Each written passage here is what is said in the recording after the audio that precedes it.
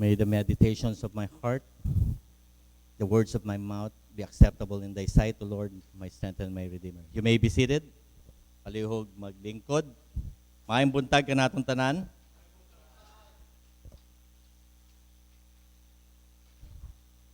Allow me to wear my eyeglasses kay hamtong naman. Dili tigo lang, hamtong ra.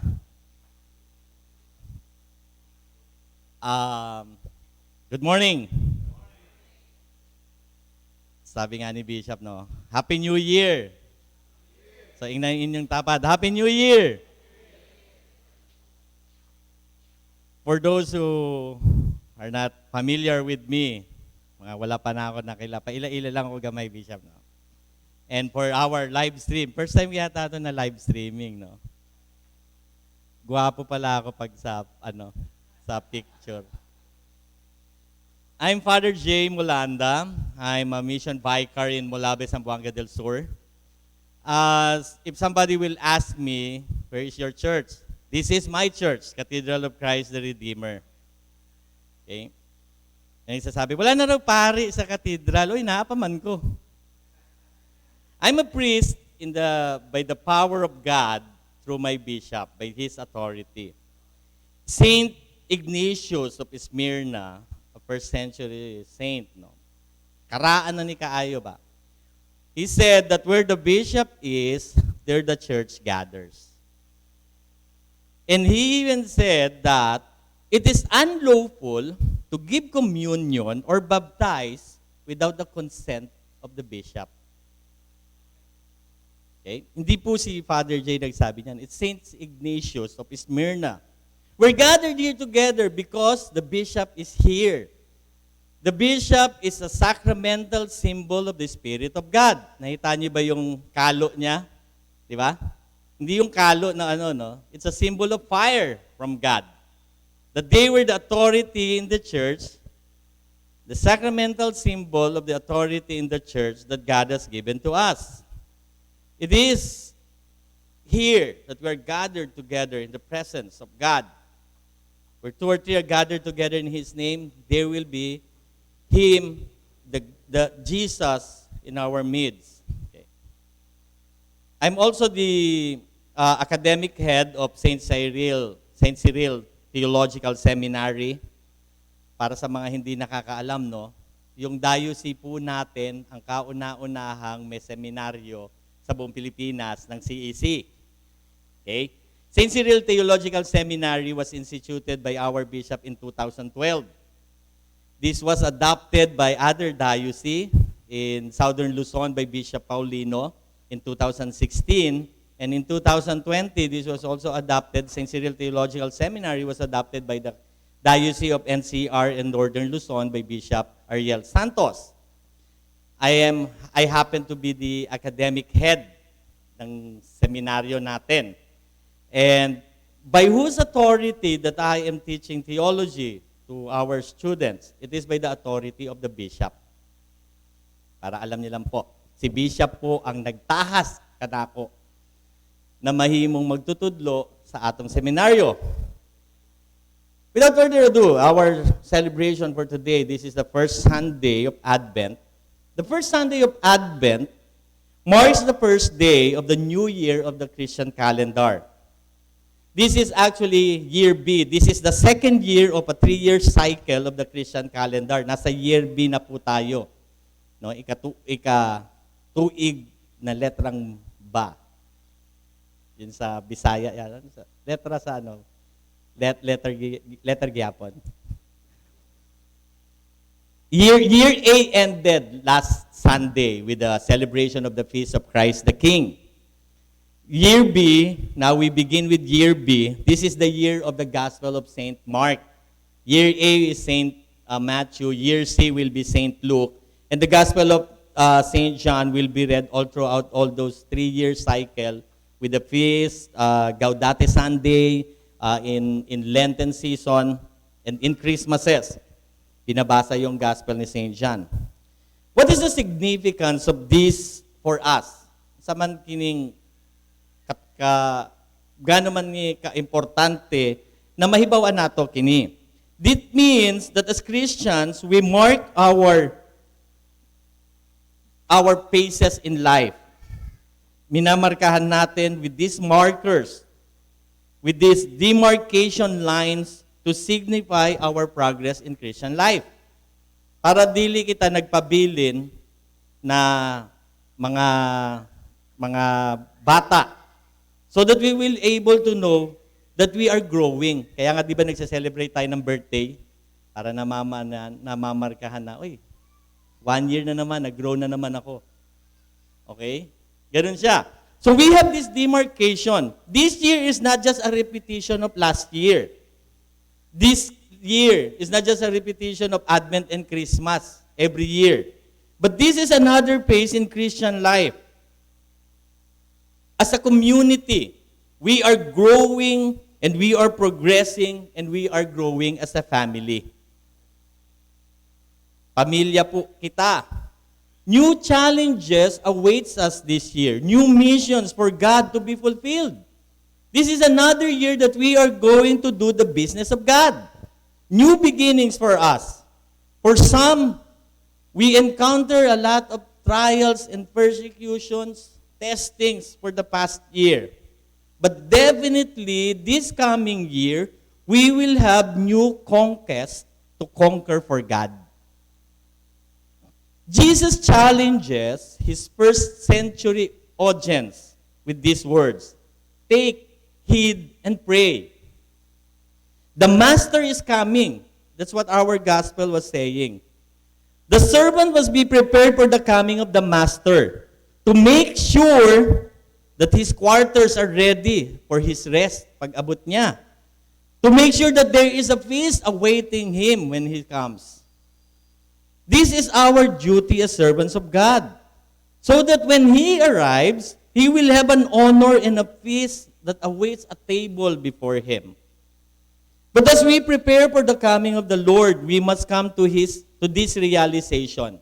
Sa atong pagpangandam, sa atong mga preparasyon, we have to realize this one thing, that the Lord Himself is at work in us, with us, and for us. Dili kita nag-inusara sa atong kaugalingon, but it is God who is at work in our hearts. Not by our own merits, but by the merits of Christ in us. This is the merits of the cross. We are not working for ourselves. We are not working. We are not ministering by ourselves, but we are working with God. St. Paul, in our reading today, in verse 6 and 7, it says that Christ was confirmed in you, so that you come short in no gift. Or sabi niya sa ibang translation, so that you are lacking in nothing. Wala na pakyas ang Ginoo sa paghatag kanato og gasa aron mabuhat nato ang kabubuton sa Ginoo sa atong kinabuhi. Eagerly awaiting for the revelation of our Lord Jesus Christ. In verse 8, he says, who will also confirm you to the end, hangtod sa katapusan, so that you may be blameless in the day of the Lord Jesus Christ. Here's the question, who will make yourself blameless? Ang imong kaugalingon? St. Paul was saying here that it is God, Jesus Christ Himself, who's going to make you blameless.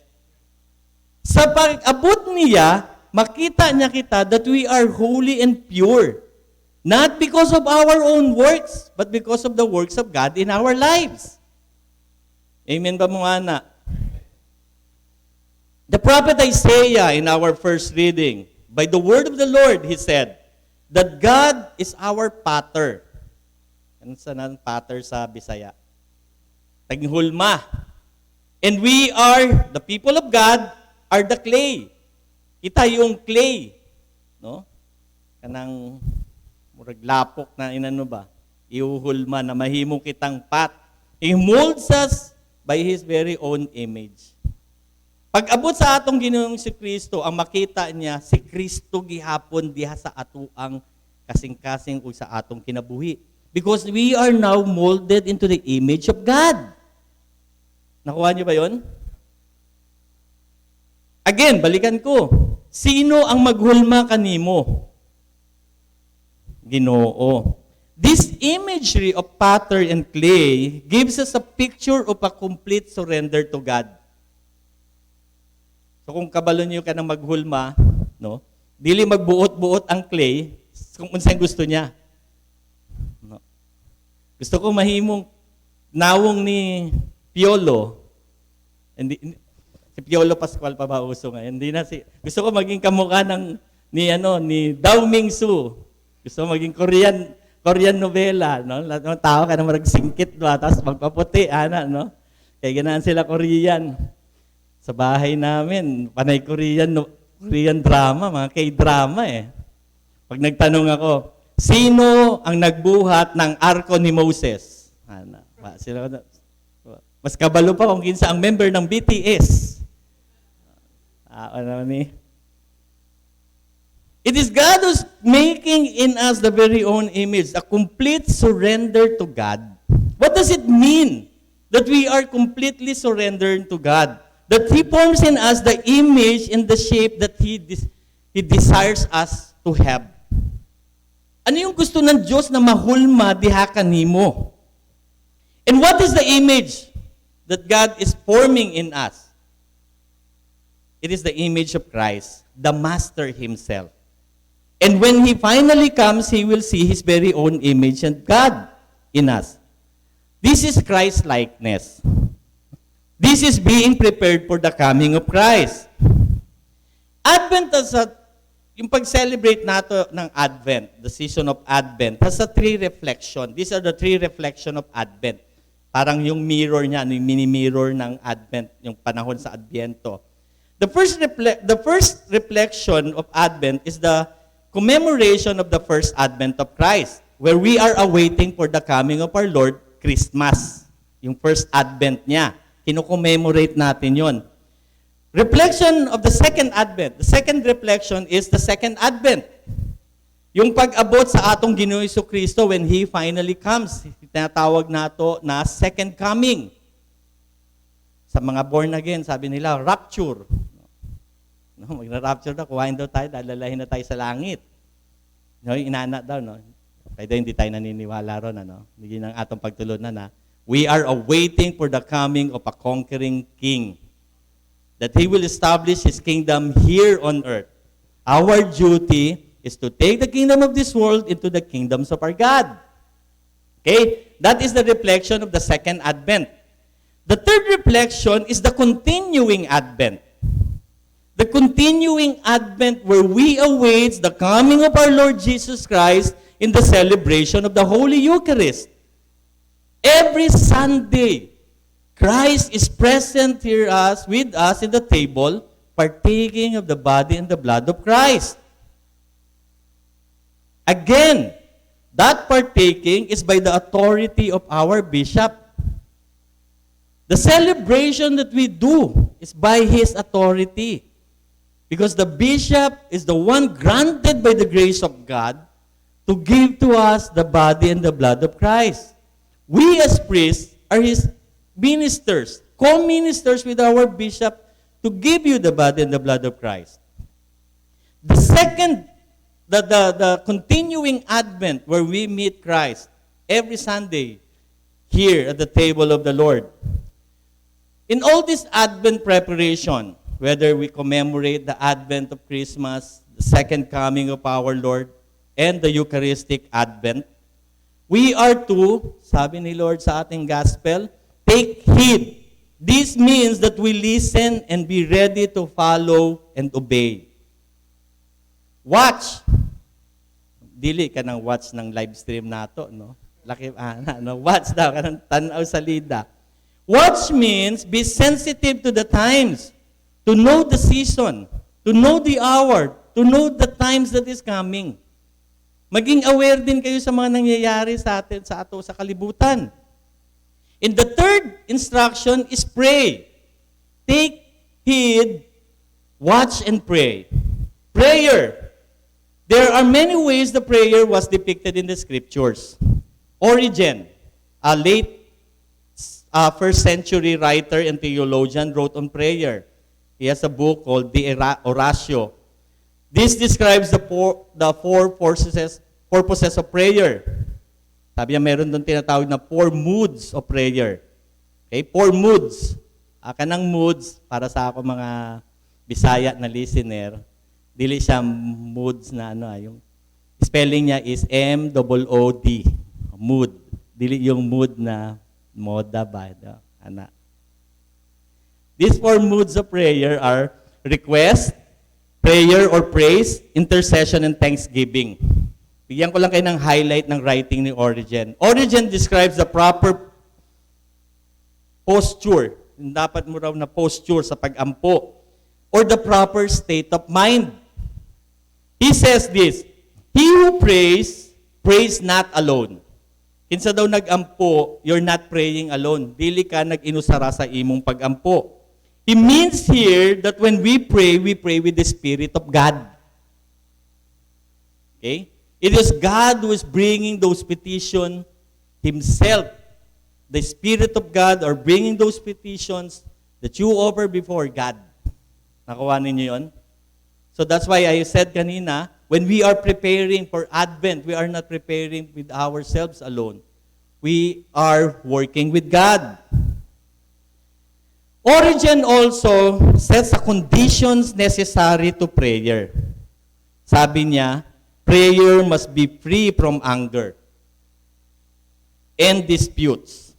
St. Paul to Timothy said in 1 Timothy chapter 2, lifting up holy hands without anger and disputations.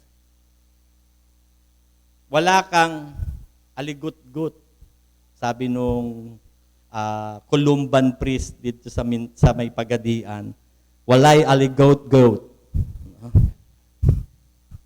Wala day aligot-goat. Wala kang anger sa heart mo. If you have anger and disputes, alam niyo yung dispute? Kanang panag-away ba, panaglalis. I'm working with barangay sa Mulaben, no. Consultant ako doon eh. Actually, I was designated as barangay administrator. Pag may mga dispute doon, ako'y pinapatawag ng kapitan kay ako'y sa balaod ba? Pag ano sila. Sa barangay na mo, perting dakua, marami kang istorya na mahibawan. Mga ng babae na na tatay, ng lalaki na nanay, mga inana na mag-aaway ba? Mag-aano sila. Mga inana, dami sabi ko, pwede kong gumawa ng telenovela rito pag nakikinig sa kanila, no? Mga disputes ba? Panagbingkil, no? Wala sa heart mo yun when you offer to God a prayer. Wala kang dispute bisan kay kinsa. So that your prayer may be wholly lifted before God. Amen ba mo, anak? So these are the things that we need to do when we prepare and come into this new year. Take heed, watch and pray. And when you pray, remember that you are praying with God.